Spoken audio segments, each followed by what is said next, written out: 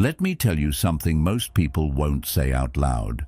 Some of the heaviest things you carry don't make a sound. They don't come with warning signs or big betrayals. Sometimes it's just a quiet feeling that your presence is only valued when it's convenient, that your kindness is mistaken for weakness, that you're slowly becoming a stranger to yourself just to keep people comfortable, and you tell yourself it's normal. That being drained is part of life. That holding everyone up while no one holds you is just the cost of being strong. But what if it's not? What if the very energy you're surrounded by is the reason you can't breathe? The reason your peace feels distant and your purpose feels blurry? The Stoics believed that who you surround yourself with is just as important as what you believe. Most of us have been taught to stay loyal to dysfunction, to call it love when it's actually control, to call it loyalty when it's fear. And we wonder why we're tired, not just physically but emotionally, spiritually, even silently. Today, we're going to talk about the energy that surrounds you, the invisible weight, the people, the patterns, the environments that quietly siphon your strength and blur your clarity. And more importantly, why distancing yourself from that energy is not just healthy, it's sacred. This isn't about being bitter, it's about being better aligned. It's about remembering your worth, reclaiming your space, and protecting the inner fire that was never meant to burn out just to keep others warm. If you're ready to choose clarity over chaos, peace over performance, and meaning over noise, then consider subscribing, because every time you return here, it's a step closer to the grounded, powerful version of yourself you've always been becoming. Not all love is love, not all friendship is friendship, and not every smile is safe. These are the kind of truths we avoid because they hurt too much to admit. We want to believe that the people around us have good intentions, that loyalty is mutual, and that those we call friends are genuinely rooting for us. But deep down, something tells you otherwise. You've felt it, that strange heaviness after spending time with someone who's supposed to care, that tightness in your chest when they joke about your goals, followed by that awkward laugh you force just to keep the moment from becoming tense. You brush it off, you make excuses, but inside, something burns. That's not overthinking. That's your soul picking up on energy your mind is too afraid to acknowledge. You've been giving the benefit of the doubt to people who never earned it. People who show up only when it's convenient. People who love the version of you that doesn't outgrow them. And every time you succeed, every time you start to rise, they withdraw. Their silence isn't random, it's calculated. They're not missing your moments because they're busy. They're missing them because they don't like how your light reflects on their own stagnation.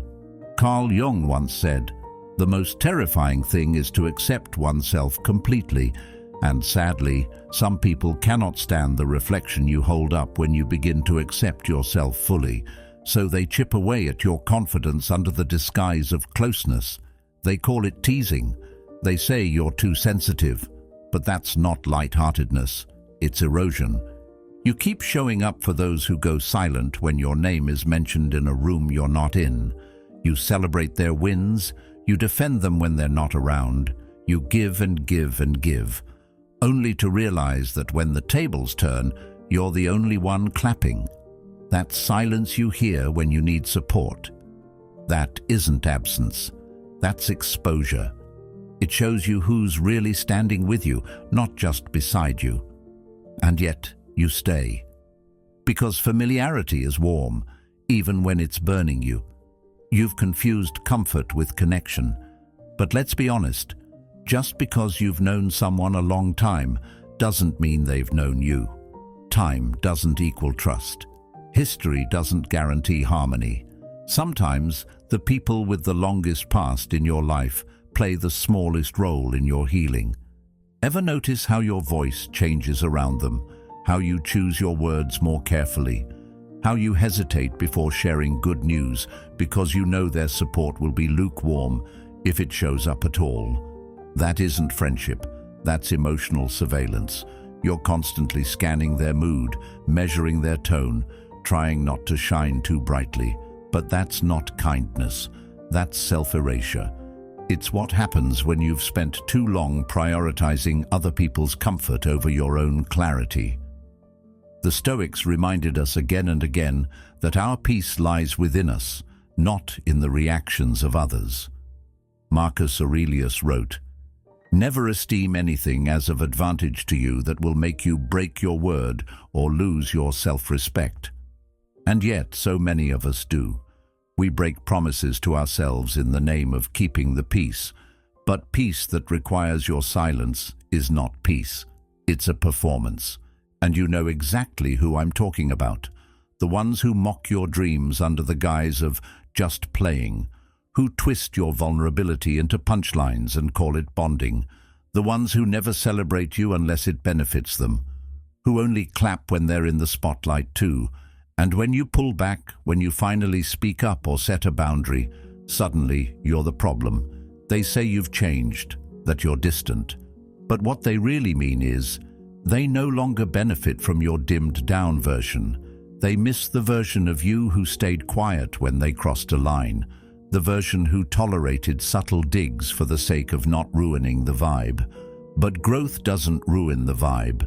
Growth reveals the truth about who was never vibing with you in the first place. They're not confused, they're consistent.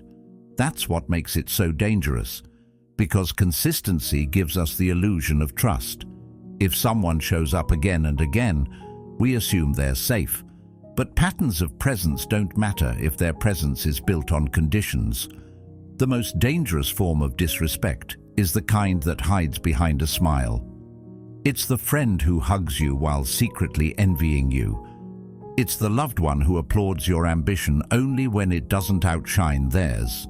And it's subtle, so subtle that you begin to question yourself instead of them. You wonder if you're reading too much into it, if maybe you're the one who's changing, and you are, but not in the way they'd like you to believe.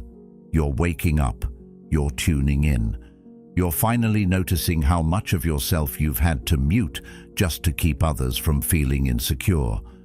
So ask yourself this: why do you keep giving your light to people who are only comfortable when you're dim? Why do you keep shrinking in places you were meant to expand? You weren't put here to play small so others could feel big. You weren't meant to swallow your joy, your ideas, your power, just so someone else could stay emotionally safe. Love, real love, doesn't ask you to vanish. Friendship doesn't feel like quiet suffocation, and safety doesn't require silence. It's time to stop mistaking tolerance for loyalty, to stop calling pain connection, and to start treating your energy like the sacred resource it is. Because if you don't protect it, they'll keep draining it, smiling all the while. Loyalty is sacred, but when it becomes one-sided, it turns into quiet poison. At first, you think you're just being kind, you're just being patient, you're just giving people the benefit of the doubt. But over time, you start to notice the cracks.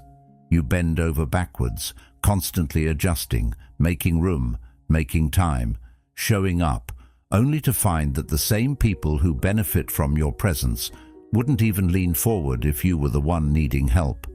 And you don't complain. You say, "It's fine," even when it isn't.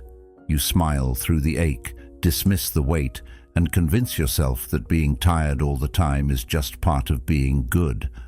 But deep down, your soul is screaming, not because you're weak, but because you're carrying far more than anyone should be expected to hold alone. There's a kind of person who only feels significant when you feel small. They love your brokenness because it keeps you accessible. They show up when you're lost, confused, hurting, because in your struggle they find their purpose, not out of love, but out of control. As long as you're dependent, they get to be the helper, the hero, the wise one. But the moment you start putting yourself back together, things shift. You'll notice their tone change when you speak with clarity. You'll feel the tension rise when you start enforcing boundaries. And the support that once seemed unconditional suddenly starts to fade. Carl Jung once wrote, "The privilege of a lifetime is to become who you truly are. But becoming yourself, truly, means losing the people who only loved the version of you they could shape." This is the part no one warns you about. The moment you start loving yourself out loud, people get uncomfortable. Not strangers, those closest to you. The ones who benefited from your silence. The ones who mistook your compliance for closeness. They'll say you've changed. They'll say you're cold now, distant, selfish even. But the truth is, you've just stopped letting them drink from your cup when they never even thought to fill it. You're not cold, you're conscious. You're not distant, you're discerning. You're not selfish, you're healing. And healing has a way of disrupting every space that was built on your pain, because once you stop bleeding for others, they're forced to confront their own wounds. And some people would rather call you cruel than face themselves. Here's the truth they'll never say out loud. Your healing threatens their comfort. Your clarity interrupts their illusion of control. Your peace makes their chaos harder to justify. That's why they try to pull you back into the old dynamic, where you kept quiet, played small, said yes to things that drained you, and smiled while swallowing resentment. But once you begin to honor your own worth, that old version of you starts to disappear, and with it, so does their influence. The Stoics taught that we must protect our inner peace with the same seriousness we guard our physical safety. Marcus Aurelius said, "You have power over your mind, not outside events. Realize this, and you will find strength." The moment you begin to live this truth, others will test it. It's in the way they joke about your boundaries like they're a phase. It's in the passive-aggressive comments about how you've become so different. It's in the distance they create when they can no longer manipulate you through guilt or emotional confusion. You'll feel the shift, and it might sting at first, because for a long time you believed their closeness was love. But love doesn't dissolve when you grow. Love doesn't shrink you to feel safe. Real love adapts, supports, evolves. Anything less than that isn't love. It's attachment with conditions. And the moment you stop meeting those conditions, you'll see the truth behind their affection. This is why growth can feel so lonely, because healing forces you to face two painful realizations: that not everyone was for you, and that sometimes you were part of the pattern that kept you stuck. But that's not a reason to go backward. That's a reason to step forward with more clarity, more strength, more honesty. When you begin to value your time, your energy, your peace, you stop begging people to respect what you finally decided to protect. And yes, it may cost you relationships, but what you gain in return is priceless: your sense of self. We spend so much time trying to be understood by people who only ever saw what they wanted to see. But you don't need to be understood to be at peace. You need to be aligned with your values, with your purpose, with your truth. Friedrich Nietzsche once said, "No one can build you the bridge on which you, and only you, must cross the river of life." That bridge begins the moment you stop performing loyalty to people who abandoned you emotionally a long time ago. The moment you choose presence over performance, truth over tension, and peace over pleasing. So if they call you different, let them. If they say you've changed, take it as confirmation. If they distance themselves, let that space become your sanctuary. Because the people meant for your life won't be offended by your growth. They'll be inspired by it. And those who fall away, they were only ever there for the version of you who didn't know how to say no, who didn't know their worth, who didn't yet understand that loyalty without reciprocity is just silent suffering with a smile, You're not here to be everyone's healer, fixer, or emotional crutch. You're here to grow, to evolve, and to become whole. And that journey requires honesty, the kind that disrupts patterns, ends performances, and clears the space for peace to actually breathe. So keep going. Let the distance teach you. Let the silence free you. And let your healing speak for itself. Because when you stop needing permission to protect your energy, you finally begin to walk in truth. You don't need to be screamed at to be disrespected. Most people think disrespect has to be loud, an insult shouted in anger or a door slammed shut. But the truth is, some of the deepest cuts come in silence. Sometimes disrespect is sarcasm disguised as humor. It's a passive-aggressive jab said with a smile. It's being forgotten, overlooked, dismissed, while the people around you act like nothing ever happened. You start noticing the patterns, the delayed replies when you're vulnerable, the sudden silence after your success, the half-hearted congrats that sound more like obligations than celebrations. It's subtle, but it's consistent, and that's what makes it so dangerous. Because over time, you begin to question yourself instead of the behavior. You wonder if you're too sensitive, too dramatic, too needy, but you're not. You're just finally noticing how low the bar has been set for how you're treated. The most dangerous battlefield is the one where only you are bleeding while everyone else swears it's peaceful. You're exhausted, drained, and confused. But they call it calm. They say everything's fine. And you stay silent, not because it feels good, but because it feels necessary. Because you've learned that speaking up leads to conflict, and you've been taught to avoid conflict at all costs. So instead, you shrink. You soften your words. You laugh off the pain. You lower your expectations. You silence your truth, all to keep the illusion of harmony alive. But there's a price, and it's not just your voice. It's your peace, your identity, your energy. Peace that costs your authenticity isn't peace. It's spiritual warfare in disguise. You're not walking through life calmly. You're walking on eggshells. You've confused tension management with emotional safety. But they're not the same. Real peace doesn't require you to disappear. It doesn't ask you to betray yourself just to avoid someone else's discomfort. It holds space for truth, for growth, for mutual respect, and anything less than that is performance. But becoming who you truly are means refusing to keep playing roles just to make others feel comfortable. It means refusing to shrink just to be tolerated. You start to realize that it's not about the one big argument or the dramatic betrayal. It's about the 1,000 small moments when your spirit was ignored. It's about the friend who never shows up unless it benefits them, the partner who listens just long enough to make it about themselves, the family member who claims to love you but can't be bothered to learn who you really are. These aren't random oversights. They're patterns, and the longer you tolerate them, the more they teach you to doubt your own value.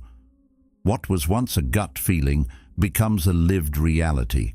You're not just being disrespected, you're being conditioned to accept it. That's how self-betrayal begins. Not with big, obvious choices, but with quiet, repeated ones. You stop speaking your truth because it's not worth the argument. You stop sharing your wins because no one claps. You stop asking for support because the answer is always an excuse. And eventually, you stop expecting anything at all. You call it maturity, you call it independence, but what it really is resignation, a slow acceptance of less than what you deserve, a subtle erasure of your own needs, your own voice, your own joy. And here's where it gets even harder. The moment you begin to wake up to it, the moment you start saying no, setting boundaries, reclaiming space, you become the problem. Suddenly, you're too sensitive, too distant, too self-focused. They'll tell you you've changed, and they won't mean it as a compliment. But you have changed. You've stopped settling. You've stopped performing peace while your soul is screaming for oxygen. You've stopped betraying yourself for approval, and that, to someone who relied on your silence, feels threatening. Not because you're doing anything wrong, but because they can no longer control the version of you they were most comfortable with. So here's the question. If you have to betray yourself to belong, are you really home? If you have to dilute your truth just to be accepted, is that love, or is it quiet control? You weren't born to be a background character in someone else's life. You weren't made to tiptoe through your own existence, worried that your authenticity might offend someone else's ego. You were meant to be whole, to take up space, to speak with clarity. And yes, that might ruffle feathers. Yes, it might cost you relationships that were only ever sustained by your silence, but it will give you something far more important: integrity, alignment, freedom. The Stoics taught that peace is not found in external things, but in living according to our nature. Marcus Aurelius said, "Waste no more time arguing what a good person should be. Be one." And being one means standing firm in your truth, even when others try to diminish it. It means choosing honesty over comfort, choosing clarity over confusion, choosing yourself, not in a selfish way, but in a way that honors the sacred responsibility you have to protect your own spirit. You deserve to be in spaces where you're not just tolerated, but truly seen. You deserve relationships where you don't have to over-explain or overextend just to earn the bare minimum. You deserve to live unshrunk. And the moment you decide that your authenticity matters more than the illusion of peace, everything begins to shift. The silence becomes less heavy. The discomfort turns into growth. The distance you create from false harmony becomes the foundation for true connection, with others, and most importantly, with yourself. Let's talk about guilt, the quiet, persuasive voice that disguises itself as morality, but often speaks from fear. It whispers in your ear when you're trying to walk away from something that's been hurting you for years. You can't leave them now, it says. They've been in your life too long. They raised you, they helped you, they're family. And in those moments, guilt doesn't sound manipulative. It sounds like duty. It feels like loyalty. But guilt is not guidance. Guilt is not wisdom. Guilt is a cage, a silent, invisible trap that keeps you loyal to patterns that drain you. It convinces you that suffering is honorable, that self-abandonment is the price of love. And before you know it, you're living your whole life in a prison that looks like devotion. The hardest part about letting go isn't always the loss. It's the story you tell yourself about what letting go means. You fear being labeled cold, ungrateful, unloving. But boundaries aren't cruelty. Silence isn't disrespect. And walking away from what harms your peace isn't betrayal. It's clarity. Carl Jung said, "Shame is a soul-eating emotion, and guilt, when left unchecked, becomes shame in disguise." It convinces you that prioritizing your well-being is selfish, that healing must be earned, that staying miserable is a measure of your goodness. But that's not goodness. That's self-erasure with a halo. Just because someone has history with you doesn't mean they deserve a future with you.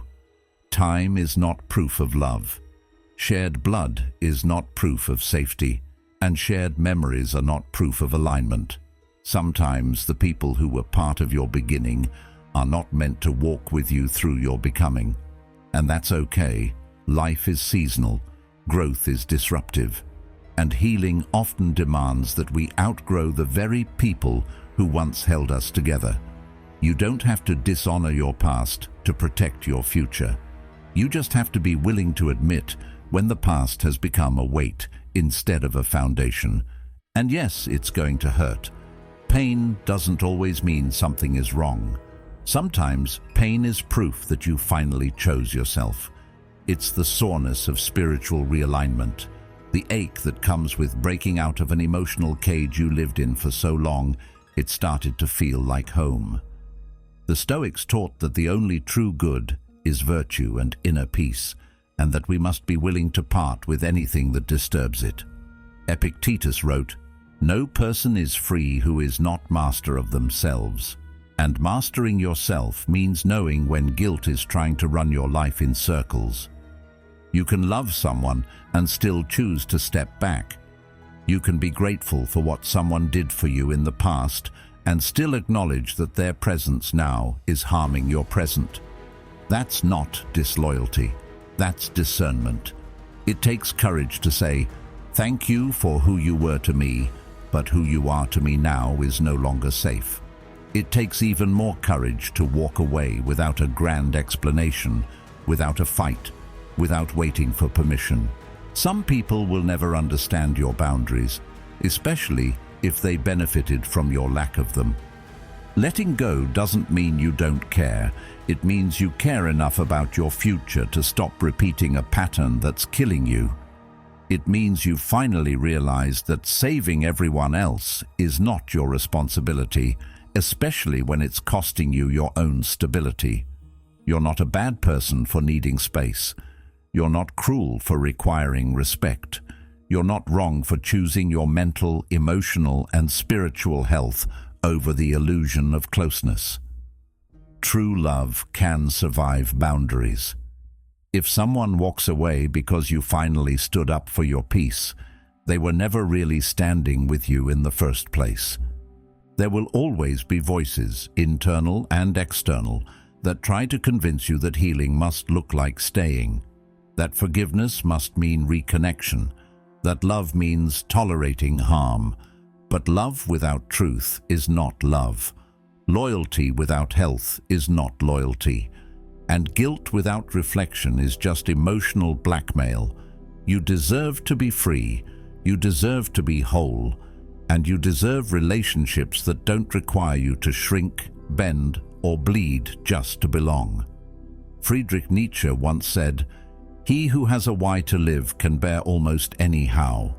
Your why must be rooted in truth, not guilt, in growth, not nostalgia, in freedom, not fear. This doesn't mean cutting people off in anger or resentment.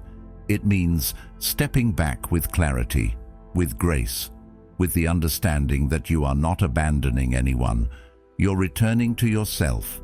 You're not closing the door in bitterness. You're opening a new one to peace. You're not rejecting your past. You're simply refusing to let it dictate your worth. And that's not selfish. That's sacred. So when guilt comes knocking, when it tells you that your choice to step away makes you heartless, remember this: your peace is not up for negotiation. Your energy is not a debt to be repaid. And your presence is a privilege, not an obligation. You are not required to stay where you are no longer seen. You are allowed to grow past the people who want you small, and you are strong enough to walk away from anything that no longer aligns with your healing, even if you have to do it trembling. Because freedom doesn't always feel like relief at first. Sometimes it feels like grief. But on the other side of that grief is a life you don't have to apologize for, one rooted in authenticity, not obligation, and that's where real peace begins. Let me ask you this: when was the last time you truly felt whole in the presence of the people you spend the most time with? Not just tolerated, not just accepted on condition, but safe, seen, and free to be exactly who you are, without shrinking or explaining or editing yourself to fit a mold. If you had to pause, if your mind ran through a list before it could land on a name, then deep down, you already know the truth. Wholeness shouldn't be rare. Feeling at peace in your own skin shouldn't feel like a luxury, but for too many people, it does. And that disconnection doesn't start with them. It starts with what you've been taught to accept. The hardest truth isn't just that some people don't belong in your future. It's that parts of you don't either. The version of you that tolerated disrespect because you thought love meant endurance. The version that stayed silent in rooms where your soul was screaming just to avoid conflict. The version that begged to be loved, twisted yourself into shapes just to be chosen. That version is not who you are, it's who you became to survive. And while survival is noble, it's not the same as living. Carl Jung once said, "Until you make the unconscious conscious, it will direct your life and you will call it fate." You're not broken. You've just been acting from a script you didn't write. We all have chapters that feel more like cages, moments where we traded our peace for proximity, our truth for harmony, our joy for a seat at someone else's table. And we wear those compromises like armor, convincing ourselves they protect us. But what they really do is weigh us down. The real you, the one buried under guilt, people-pleasing and constant overgiving, that version of you isn't gone. It's waiting for permission to come forward, waiting for you to stop asking others if it's okay to be yourself, waiting for you to realize that boundaries are not explanations. Healing is not something you apologize for, and wholeness is not something you have to earn. You weren't made to live diluted. You weren't made to live quietly in the background of your own life. Somewhere along the way, you were taught that being chosen meant being worthy, that the ultimate goal was to be liked, accepted, invited. But the truth is, being chosen by others is meaningless if it costs you being yourself. Distance isn't punishment, it's clarity. It's the moment when the noise fades and you can finally hear your own voice again. It's the space where you stop absorbing other people's chaos and start remembering your own power. You begin to see what was once clouded by guilt and confusion, that your peace has always been trying to speak to you, you just weren't listening. And when you take that step back, everything changes. Not overnight, but gradually, like fog lifting. You start breathing again, thinking clearly again. And more than anything, you start living again. Not just existing, not just surviving day by day, but actually living, with purpose, with intention, with joy that doesn't feel like a performance. The Stoics believed that freedom isn't found in what we run toward, it's in what we let go of. Mastery begins with space. Space from expectations that suffocate. Space from relationships that deplete. Space from roles you never chose but felt forced to play. You'll realize that rising doesn't require permission. It doesn't require applause. It just requires truth. And truth often starts in solitude. When you step away from the noise, from the chaos, from the people who only loved the version of you that needed them, you give yourself a chance to rediscover your own rhythm, your own voice, your own worth. It's not about isolation, it's about revelation. The kind that can only happen when you stop pouring into everyone else and finally start pouring into yourself. Growth isn't always loud. It doesn't always look like cutting ties or burning bridges. Sometimes it looks like quiet choices, not responding, not attending, not explaining, just reclaiming. The more you reclaim, the more you rise, not above others, but into yourself, into the version of you that no longer needs validation to feel valuable, into the kind of peace that doesn't depend on other people's understanding, into the kind of strength that doesn't have to prove itself to be real. There's nothing selfish about choosing your healing. There's nothing cruel about protecting your energy. And there is absolutely nothing wrong with deciding that you will no longer dim your light to make others comfortable. The people meant to walk with you won't flinch when you shine. They'll adjust, they'll support, they'll respect. And if they don't, that's okay too. Let them go. Let them wonder. Let them talk. Because your silence will speak louder than any explanation ever could. What matters now is this. You are no longer here to survive. You are here to rise. And that rise begins the moment you stop editing your truth to make room for other people's comfort. You are not too much. You are not too sensitive. You are not wrong for finally choosing peace. You are simply becoming who you were always meant to be, before the world told you who you had to be. And that version of you, that version isn't just enough. It's unstoppable. You don't have to explain your peace. You don't have to apologize for your healing, and you don't have to carry what you were never meant to hold. The moment you choose yourself fully, without guilt, without fear, that's the moment your real life begins. If this spoke to something deep in you, watch one of the videos on your screen next. It just might be the reminder you need right now. Thank you for being here. Your growth is sacred. Keep walking your path.